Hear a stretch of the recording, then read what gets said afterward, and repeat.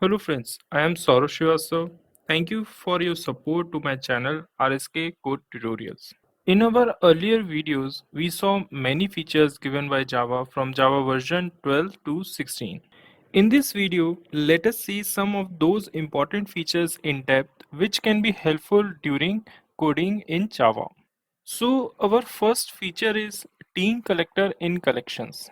In Java collections, for some requirements, you may want to terminate a stream with two collectors instead of one and combine the result of those two collectors. We can do it easily with the help of team collector.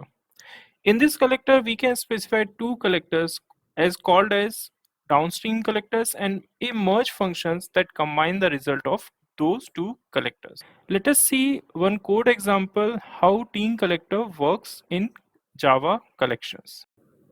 So guys, this is the example of team collector. So in this example, I'm creating a stream of numbers and then I'm creating two collectors on the basis of minimum and maximum on that number stream. Then I am finding the range between those minimum and maximum, and let's see what happens when we use these two collectors. Let's run this program.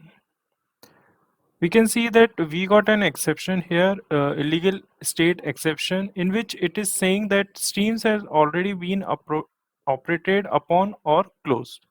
So this exception is telling us that we cannot create a stream on which we already have operated, and we cannot create another collector. But here in this, we want two collectors, and then we need a merge result also. So what happens when we use collector.team? We do not get this exception. We can easily combine two collectors and merge them on the basis of a merge function. So let's run this example again. Here we got the result. So this is the example of collector.team. So in this, I am first using collect function in which I am using a collector.team function. Then I am using two collectors with minby and maxby, and then I am merging their result with the help of merge function. So this is the example of collectors.team in Java streams. Our next feature of Java is text block. In Java 13, text blocks was introduced as a preview feature. It is a new kind of string literal for multi-line strings. It improves the readability of code that involves multi-line string. Earlier, we need to use escape sequence for line breaks and double quotes to define a multi-line string. Now we just need triple quotes character to define a multi-line string. Let us see one code example how we can use text block in Java.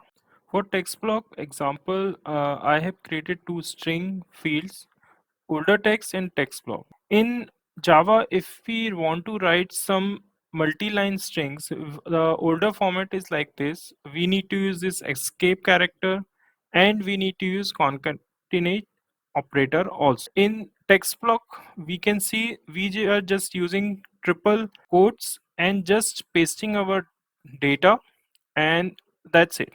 So this is a example of text block. Here it is an example of HTML code. We can use SQL queries also here.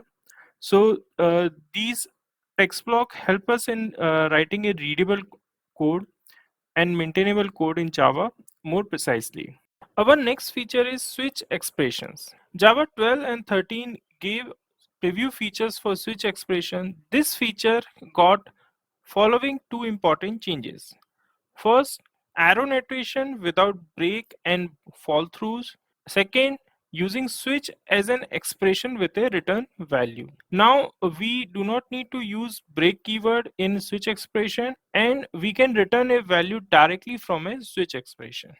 In newer versions of Java, we got two types of features in switch expression.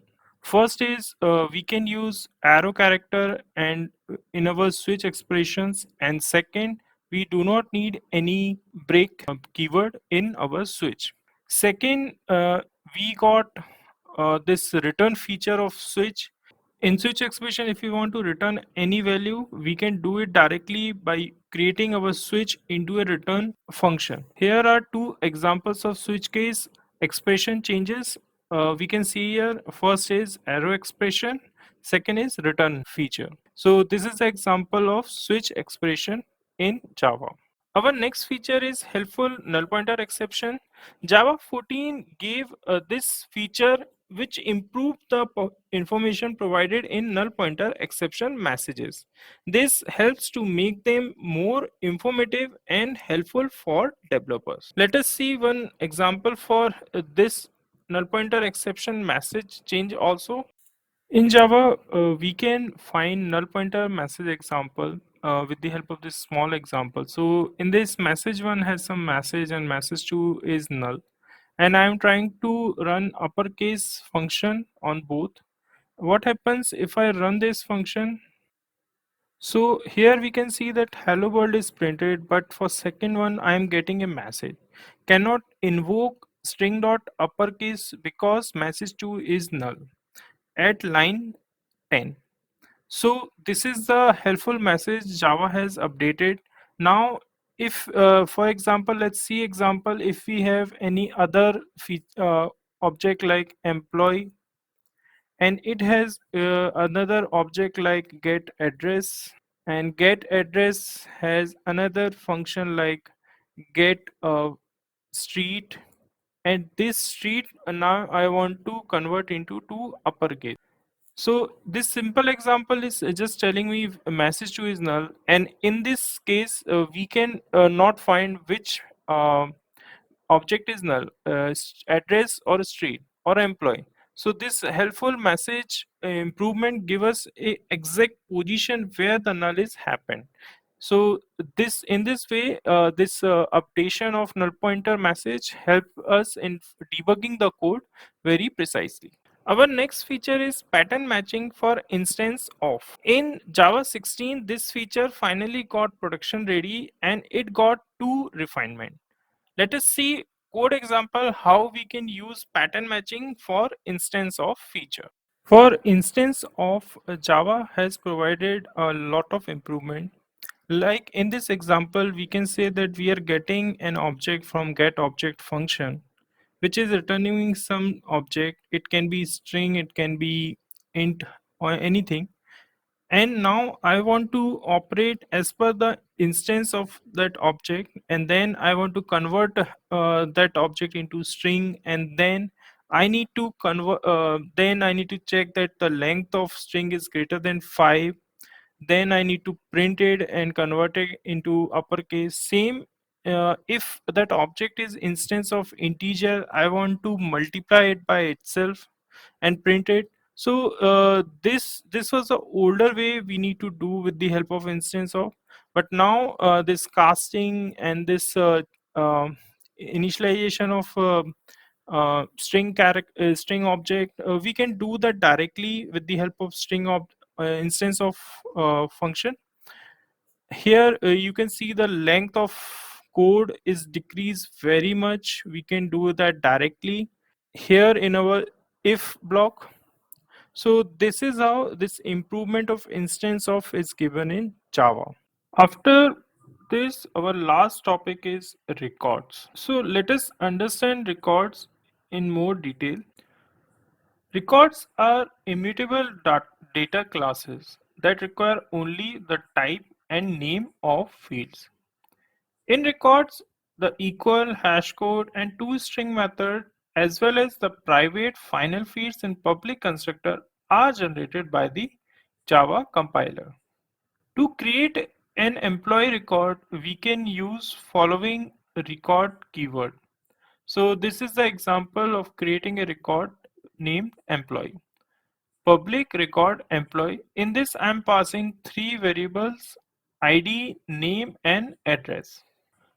Constructor is generated for us, that is default constructor, but we can customize it also.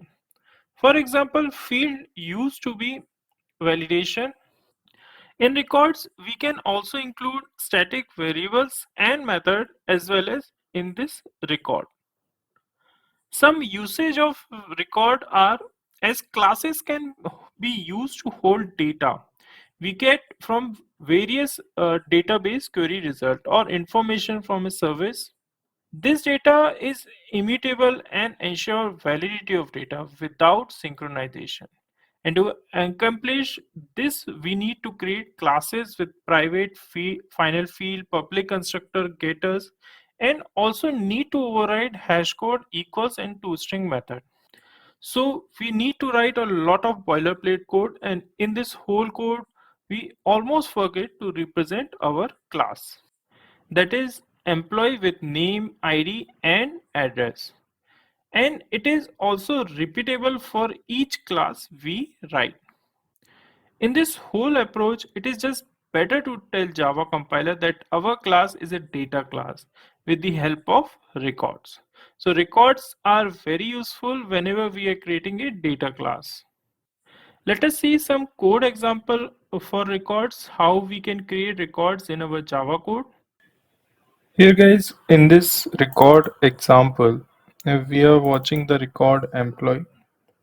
So this is the default constructor I have created with record. So this is a record employee. In record, we are getting getters directly. No need to create explicitly any getter. So it is already getting us with the help of Java compiler. So if I go and write like this, so I'm getting a getter for ID, name, and address. Record also give us hash code method and equals method as well as toString method by default. We can create a static variable as well as static method in record. Also, I am overriding default constructor with this custom constructor. This custom constructor is used for validating the variables like ID, name, and address. Here I am also validating ID if it is less than 0 or not. So this is also we can do in our record. So first let's run with the default constructor and default fields and functions. So here it is printing ID, name, address, hash code, equals validation, and toString. We are also printing a static variable and static method. Now to check this validation of custom constructor, let's use here -1. Now it should throw me an exception. So it is telling me there is a arithmetic exception that ID should not be less than 0. And we have another validation also like a non-null. So if I try to pass a null name, it will throw me an exception. So this is the example of record in Java 17. So friends, I hope you like this video. Please give your support to my channel. Please like, comment and click on subscribe button. Thank you.